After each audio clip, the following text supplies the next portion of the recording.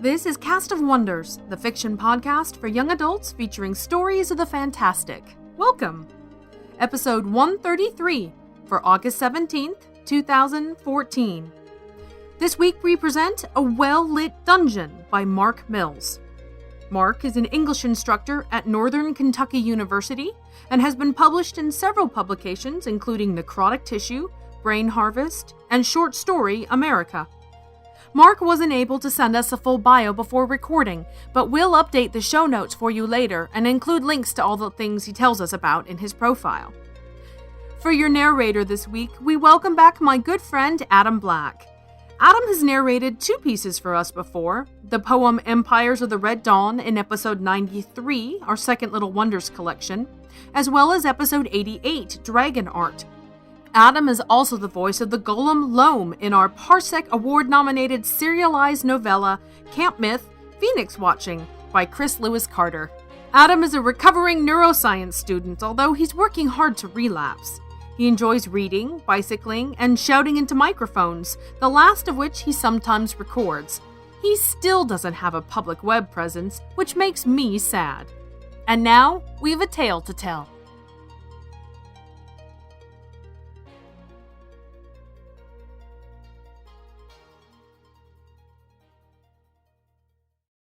A Well-Lit Dungeon by Mark Mills.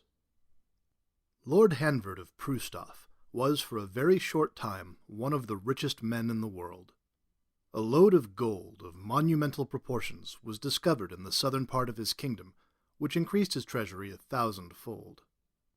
Lord Hanvard's first act after hearing the news was to arrest the owner of the land for treason and confiscate the mine.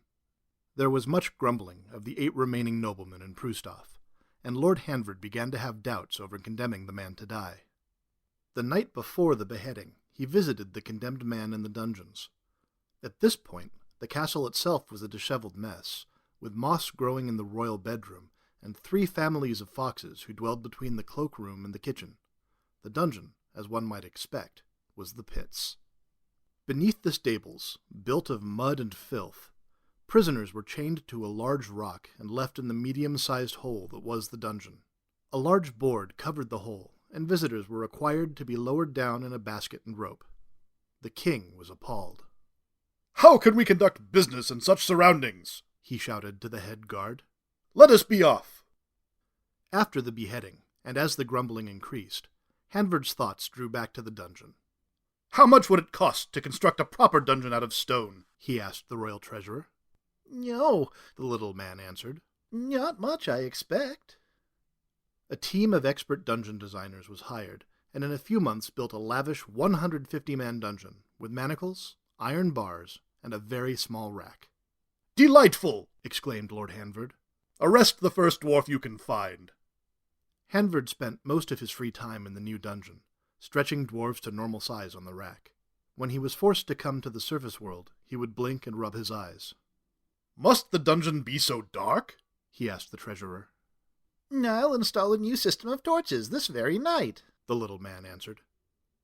So many torches were installed, in fact, that they exhausted the air in the room, suffocating the entire cache of prisoners. With a little innovation, the treasurer devised a ventilation system, using 80 recent conscripts to fan fresh air. "Our royal eyes will no longer want for light," the king cried as he enjoyed the well-lit dungeon. But with the light brought new problems. "Never did we realize just how filthy these prisoners are," the king said. "Must they so offend the eye?" "Right," said the treasurer. "A new sanitation system and laundry service." It wasn't until the prisoners were bathed, groomed, manicured, and dressed that the king smiled again. "Just look at them, model prisoners if ever there were any." Yet model prisoners in a mediocre prison seemed unnatural. "Must this dungeon be so damp? Must all be made gray and black? Why not some colors?" "As you wish," the treasurer conceded. The finest artists were brought to bedazzle the eye. "I'm not sure if a cell made of feathers would actually hold a prisoner," the treasurer once objected. "Of course it wouldn't," sniffed the artist. "Brilliant!" cried Lord Hanvard. After the artists came the orchestra pit, which was followed by a fountain of champagne, but before the first drop was sprayed, one of Lord Hanvard's neighbors, the Baron of Sih, attacked, destroying the dungeon and capturing all the remaining citizens of Prustov. Most were slaughtered, but the more valuable ones, like Lord Hanford, were spared and placed in the Baron's dungeons. They were dark and cold, and not once did the Baron ever come to visit.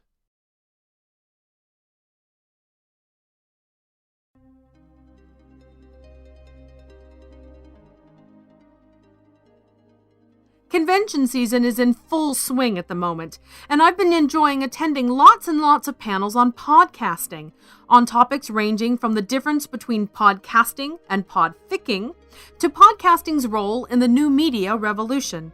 I even attended a live episode recording of Starburst Magazine's Bookworm podcast. And our good friends Mur Lafferty and Alistair Stewart will be recording a live Escape Pod episode this week from LunCon. I've encountered several new-to-me podcasts these last few weeks, and I thought I'd spotlight one of them for you. It's called Can We Watch It Again, which just launched last month and is hosted by Saladin Ahmed, Haley Thompson, and Tara Rose. Their idea is simple and brilliant.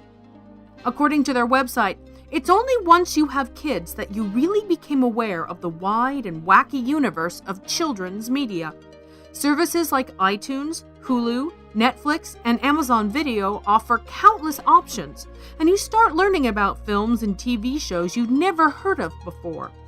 The Can I Watch It Again podcast considers the choices and reviews classic and contemporary movies and television for children. That way, you know exactly when you're committing to, because let's face it, once your kids see it once, they'll probably want to see it over and over and over again. We'll put a link to their first episode, reviewing one of my childhood favorites, Disney's Robin Hood, in the show notes for you. Check out an episode and let us know what you think. I also want to tell you real quick about a literacy project that's near and dear to my heart. Emma Thompson is a high school teacher in Buena Park, a disadvantaged Los Angeles suburb. She's running a funding campaign to stock her classroom with challenging and accessible genre fiction to encourage her students to fall in love with reading. Emma's also a personal friend and the wife of Podcastle's host and editor Dave Thompson. Some of the books on her list that she's trying to purchase were ones I recommended, based on my own high school experience.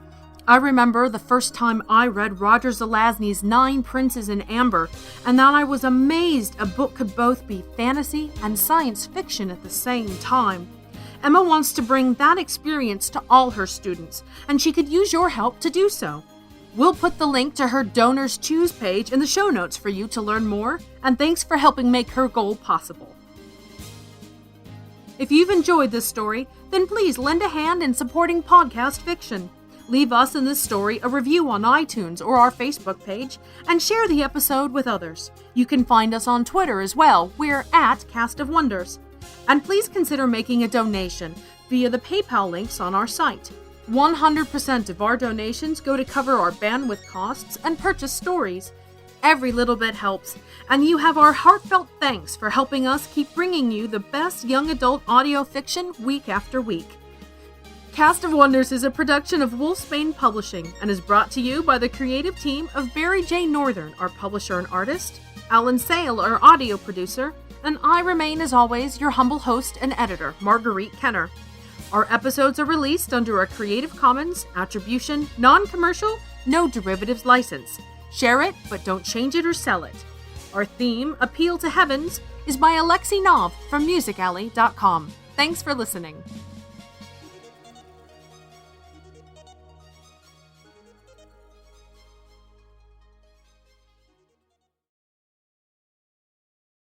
Cast of Wonders is a I can't talk.